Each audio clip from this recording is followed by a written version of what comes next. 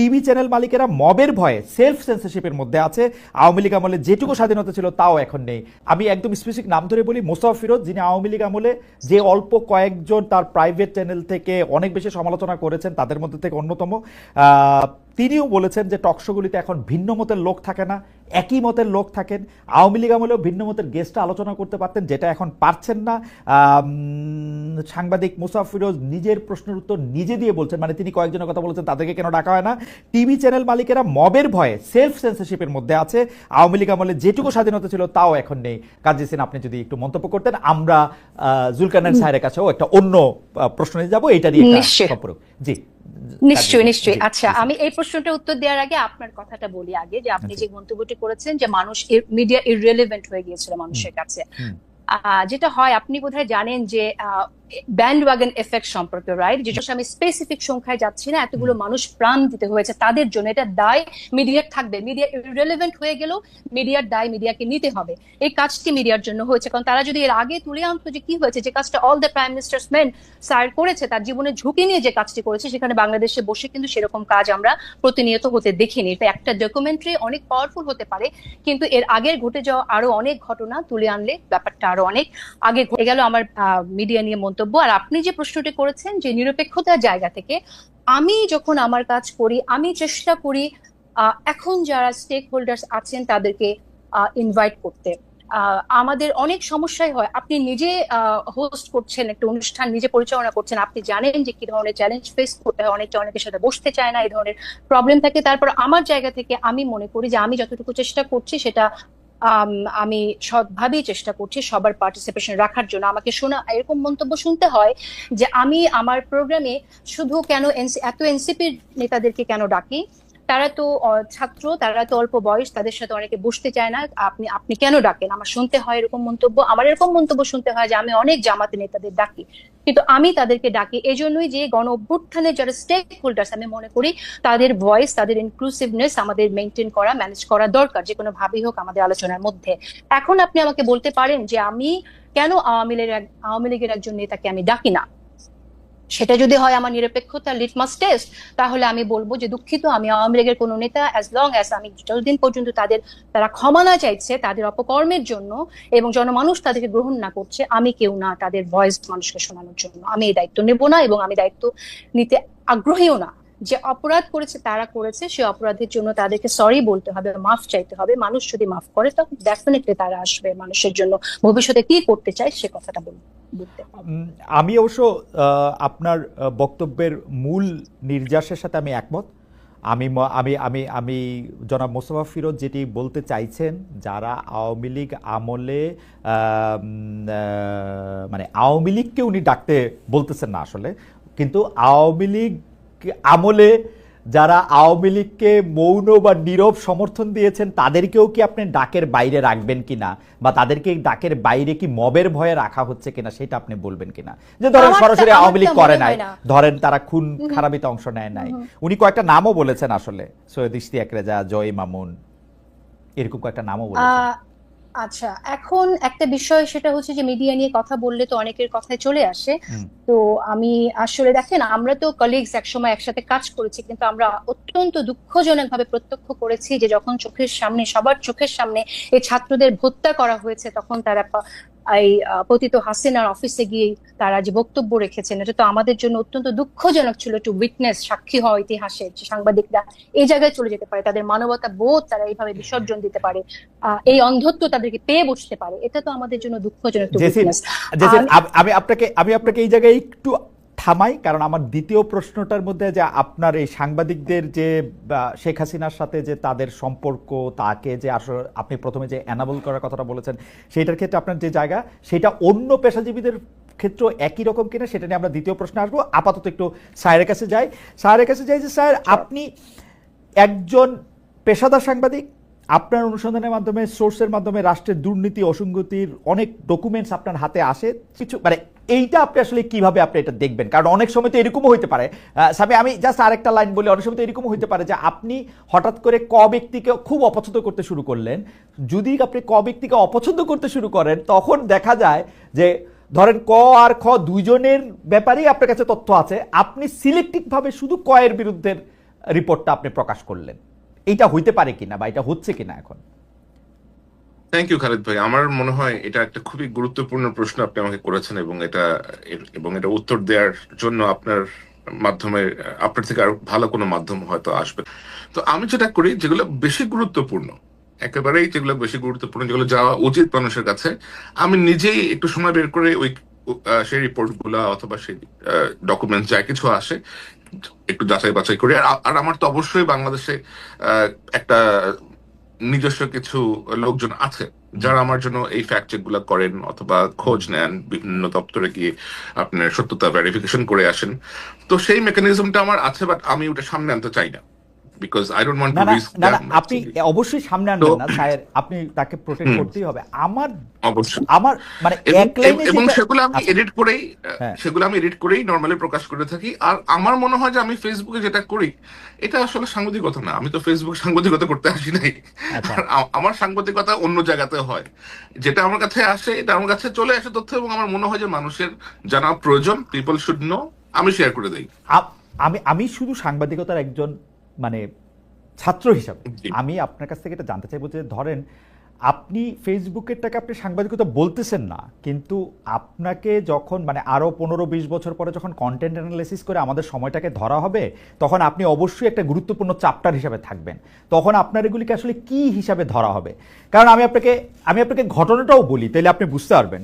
আপনি যখন আপনাকে উপদেষ্টা আসিফ মাহমুদ সজীব ভুঁইয়ার এয়ারপোর্ট থেকে বেরিয়ে আসাটার ওই ভিডিও যখন আপনি প্রকাশ করলেন, তখন এই উপদেষ্টা কিন্তু প্রশ্ন তুলেছেন যে রাষ্ট্রের গোপন ও বিশেষায়িত স্পর্শকাতর তথ্য, অর্থাৎ এয়ারপোর্টের সিসি ক্যামেরার তথ্য যদি আপনার কাছে চলে যায়, তার মানে আপনার তো বিভিন্ন জায়গায় বিভিন্ন মানুষজনও আছে, এবং সেইটার ক্ষেত্রে আপনি একটা পিক এন্ড চুজ করতেছেন। আসিফ মাহমুদ সজীব ভুঁইয়াকে আপনি দেখতে পারেন না, এনসিপিকে আপনি অপছন্দ করেন, সেই জন্য এটা সঙ্গে সঙ্গে আপনি দিয়ে দিচ্ছেন। কিন্তু বিএনপির কেউ হইলে, আমি কথার কথা করতেছি, বা জামাতের কেউ হইলে সেইটা আপনি দিতেন না। ব্যাপারটা কি একটা মানে একটা অসম জায়গা তৈরি করতেছে কিনা? ব্যাপারটা মোটেও অসম জায়গা তৈরি করতেছে না, এবং আপনি একটা বেশ মজার একটা একটা একটা একটা চ্যাপ্টার নিয়ে আসছেন। I will go back to the before one, যেটা বলতেছিলাম যে আজ থেকে 15-20 বছর পরে গেলে যখন এগুলো নিয়ে আলোচনা হবে, if I am alive or not, তখন এগুলো কি হিসেবে গণ্য হবে? তখন এগুলো এই হিসেবে গণ্য হবে যে বাংলাদেশে সাংবাদিকতা করাটা এতটাই ভীতিকর ছিল যে সাংবাদিকরা অমুক সাংবাদিকের জুলকারনাইন সায়ের খানের রিপোর্ট নিত না, এই লোককে বাধ্য হয়ে অনলাইনে রিপোর্ট প্রকাশ করে দিতে হইতো। এটা এডিটেড বলেন, র বলেন, হোয়াট এভার ইট ইজ। তো অবস্থাটা এতটাই একটা ভীতির সিচুয়েশন আমাদের মধ্যে ক্রিয়েট হয়েছিল। আর আমি তো এর আগেও আজিজের যে এয়ারলাইনের ভেতরে থাকা ফুটেজ ক্যাপচার করে নিয়ে আসছিলাম। ইসরায়েলির যে মোসাদের যে আউটপোস্ট হাঙ্গেরি, দুটোর মধ্যে ঢুকে গিয়ে মোসাদের যে টেকনিক্যাল ম্যানুয়াল স্পাইওয়ারের, সেটারও ছবি তুলে নিয়ে আসছিলাম। সেগুলো তো স্পর্শকাতর জায়গায় ছিল, এবং সেগুলো তো আমি পাবলিক ইন্টারেস্টের জন্যই করেছি, অনুসন্ধানী সাংবাদিকতার জন্যই করেছি। আসিফের সাথে আমার তো ব্যক্তিগত কোনো দ্বন্দ্ব নাই, আমি ওরা ভালো করে চিনিও না, কখনো কথা হয় নাই। এবং এনসিপির প্রতি আমার কি আছে না আছে, আমার মনে হয় সেটা এনসিপির 2-1 লিডার খুব ভালো করেই বলতে পারবে। তারা ভালো করেই জানে যে তাদের কোন জিনিস আমার সামনে আসার পরেও আমি তাদেরকে একটা দ্বিতীয় সুযোগ দিয়েছি, এটা তারা জানে। কিন্তু এই দ্বিতীয় সুযোগটা আমি বিএনপি অথবা জামাত হলে দিতাম না, এবং দিই না নর্মালি। সো আমার মনে হয় যে ওরা এখনো বেশ তরুণ বয়সে তরুণ তারপরে মানুষ, আপনার কোনো বায়াস না, কারো এগেনস্টে বা কারো পক্ষে এরকম কোনো বায়াস, অবশ্যই আপনার না। কোনো বায়াস আপনি ভুল কাজ করবেন, চুরি করবেন, দুর্নীতি করবেন, ধরা পড়বেন, সামনে আসবে, আমার কাছে আসবে, সেটা আপনার আমি আপনাকে আমি এটা শেয়ার করে দিব। সেটা আপনার সোশ্যাল মিডিয়া পোস্টিং এর ক্ষেত্রে আপনি কোনো বায়াস থেকে কোনো কিছু করতেছেন এরকম আপনার মনে হয় না? না, never never, I will never do that. আপনি যদি কোনো কিছু একটা অপরাধ পান কোথাও, আপনি আমার কাছে যদি এসে বলেন, এটা যদি কোনো বিশেষ ব্যক্তির বিরুদ্ধে যায়, এতে তো আমার কোনো কিছু যায় আসতেছে না। আমার তো কোনো মাস্টার নাই, তাই না? Like I don't consider anyone as my master or anyone as my boss or anything like that. আচ্ছা, আমি আবার একটু আসবো আপনার কাছে। আপনার ব্যক্তিগত পছন্দ অপছন্দগুলি, বা আপনার সব মানুষেরই ব্যক্তিগত পছন্দ অপছন্দ থাকে, আপনার প্রতি ব্যবহার দিয়েও আপনি আসলে অনেক সময় আলোড়িত হইতে পারেন, সেইটার ক্ষেত্রে আপনি কি করেন সেইটা নিয়ে আমি আরেকটা প্রশ্ন করতে আসবো। আমি একটু জেসিনের কাছে আসি। জেসিন, আপনি সাংবাদিকদের কথা দিয়ে আপনি আসলে শুরু করতেছিলেন, বিগত প্রেক্ষাপট আপনি তুলে ধরেছেন, এবং দর্শকরাও আপনার কথা অনেকেই অনেক বেশি পছন্দ করেছেন। আমি যে বিষয়টি শুধু আপনার সামনে আনতে চাই যে বিগত 15 বছরের ফ্যাসিস্ট আমলে খালি তো এইটা হয় নাই যে সাংবাদিকরা এরকম করছে, আপনি অন্য পেশাজীবীদের ক্ষেত্রে যদি আমি বলি, সব ক্ষেত্রে তো এরকম হয়েছে। আমরা আমলাদেরকে দেখছি, আমরা বিচারকদেরকে দেখছি কেউ পায়ে ধরে সালাম করতেছেন, আমলাদেরকে দেখছি যে তারা ধরে নিয়ে আসতে বললে বাইধা নিয়ে আসতেছেন, তারা অতিরিক্ত যেটাকে বলে হচ্ছে মানে যাইছে তাই করতেছেন। ব্যবসায়ীদের ক্ষেত্রে কেউ কেউ কবিতা বলতেছেন, গান বলতেছেন, প্রথম নাকি শেষ কি কি জানি, কেউ কেউ এরকম বলতেছেন কার ঘাড়ে কয়টা মাথা আছে শেখ হাসিনা ডাক দিলে যাবে না বলতেছেন। তাদের প্রতি তো আপনার এত কষ্ট, এত বিতৃষ্ণা, এত বিরক্তি দেখি না। সাংবাদিকরাই কেন মানে আপনার এত বিরক্তির মূলে তাদেরকেই কেন আপনি এনাবলার বলবেন, যেখানে আমরা দেখতে পাচ্ছিলাম যে তাদের তো এত বড় ক্ষমতা ছিল না। আমি আমি আমি ব্যাপারটা এরকম বলি যে তেলবাজি যে করছে এবং তেলবাজি করতে করতে যে এইটাকে মোসাহিবির চূড়ান্ত সীমাও যে অতিক্রম করছে, এতেও আমার কোনো আপত্তি নাই, কিন্তু এইটাকে কি ফৌজদারি অপরাধের আওতায় আনার সুযোগ আছে? আমরা কিন্তু দেখতে পাই যে অনেকেই হত্যাকাণ্ডের মামলার আসামি, আমরা কিন্তু অনেকেই দেখতে পাই যে তারা একেবারে অপাঙ্ক্ত এবং অন্য কিছুতে পরিণত হচ্ছে। এটা আমাদের সাংবাদিকতার স্বাধীনতার জন্য বা স্বাধীন সাংবাদিকতার জন্য ভালো হচ্ছে কিনা, নাকি এরকম বাংলাদেশের সাংবাদিকরা আমি বলছি এখানে যে বাংলাদেশের সাংবাদিকরা বিরল ব্যতিক্রম বাদে তারা এই যে মানুষজনকে জেলে নেওয়া হয়েছে, গুম করা হয়েছে, খুন করা হয়েছে, এটাকে জায়েজ করেছে। শেখ হাসিনাকে তারা তার বড় মানবতার মা বলেছে বাংলাদেশের মিডিয়া। এর জবাব আপনি কি বা কোথায় পাবেন? সো আপনি এটা বলতে পারেন না যে ফৌজদারি অপরাধ করেছে কিনা, এটা আসলে প্রমাণযোগ্য ব্যাপার। আমি এখানে একটু অ্যাড করতে চাই, if you allow me to. আপনি চিন্তা করেন খালিদ ভাই যে আপনি একটা ঘরে আছেন, একটা বাসায় আছেন। আপনার বাসায় আপনি জানেন যে বাসার ছাদের ওই অংশ যে কোনো সময় ধসে পড়তে পারে, কিন্তু আপনি কোনো ব্যবস্থা গ্রহণ করছেন না। আপনি দেখছেন, আপনি ব্যবস্থা গ্রহণ করছেন না কারণ আপনি জানেন যে যদি এটা কমপ্লেন করেন না, আপনার বাসার যিনি মালিক আছেন অথবা বাসার যিনি কর্তা আছেন তিনি হয়তো বিষয়টা নিয়ে আপনাকে বকাঝকা করবেন অথবা পছন্দ করবেন না যে তুমি আমার খরচ বাড়াইতে আসছো কেন। হঠাৎ করে ওই ছাদটা ভেঙে পড়ে বাসার 3টা লোক মারা গেল, দোষটা কার হবে? উড ইউ ফিল যে আপনি এটার জন্য দোষী কিনা? আমার মনে হয় বিষয়টা না, অবশ্যই এরকমই হয়েছে। কিন্তু না, আপনারা দুজনই আমার খুবই প্রিয় সাংবাদিক, কিন্তু আমি শুধু আপনাদের মনে করাই দিতে চাই যে 15 বছর ধরে আমাদের ফেসিস শেখ হাসিনার আমলে সাংবাদিকতাকে দেখতে গিয়ে আমরা অতিরিক্ত জেনারেলাইজেশন করতেছি কিনা। কারণ আমরা কিন্তু শেখ হাসিনা, আমি বলি আমরা কিন্তু শেখ হাসিনার যাবতীয় যত দুষ্কর্ম, সেই দুষ্কর্মের যতগুলি আমরা জানি সেগুলি কিন্তু সংবাদ মাধ্যমের মাধ্যমেই জানি। মানে ধরেন এই যে কি বলে সোনার মেডেলে চুরি করছে, বালিশের দাম কত রাখছে, পদ্মা সেতুতে কি করছে, সেগুলি কিন্তু গণমাধ্যমদেরকে আমাদেরকে মানে একদম হুতুতুৎসিদের সাথে মিলায়া গণমাধ্যম একেবারেই সে ফেসিস্টদের অ্যানাবলের ভাষাই শুধু ব্যবহার করছে। এইটা বললে কিন্তু আসলে আমার কাছে মনে হয় যে আমরা পরবর্তীতে যে সাংবাদিকতার কথা আমরা আশা করি সেইটার ক্ষেত্রে একটু বেশি করা হয় কিনা আমার কাছে মনে হয় যে, এবং এইটা এমন একটা উপায় তৈরি করে কিনা। আমরা কিন্তু এখন দেখতেছি যে নতুন যে সাংবাদিক গোষ্ঠী তৈরি হয়েছে এই 10 মাসে যারা সাংবাদিকতা করতেছেন তাদের বেশিরভাগের ক্ষেত্রে প্রভু বদলাইছে, তাদের অবস্থার বদলায় নাই। মানে এটা ভাঙা ঘর, ভাঙা বাড়ি, মাথার উপরে ভাঙা পড়ছে, সেটাতে এটা বিবেচনা করা যাবে কিনা। তারা কেউ কেউ দাবি করতেছে এরকম যে আমরা বিএনপির ঘনিষ্ঠ লোক, আমরা বিএনপির জন, সেই জন্য আমি এখন সম্পাদক হব। কেউ কেউ দাবি করতেছে যে জামাতের লোক, সেই জন্য আমি সম্পাদক হব। আমি এনসিপির লোক, সেই জন্য আমার এটা করতে হবে। আমরা 15 বছর বঞ্চিত, মানে সোজা কথা বলতে যে 15 বছরে যেই দুষ্টামিগুলি আওয়ামী লীগ করছে সেগুলি এখন আমরা করব, এইটা যারা করছে মানে সেইটা ঠিক হবে কিনা আসলে। মানে আমরা মানে এই জন্য আমি এই প্রশ্নটাই যদি আপনি এটা বলতেন, তারপর আবার একটু জেসিনেরও একটু মন্তব্য আমাদের একটু শুনতে হবে।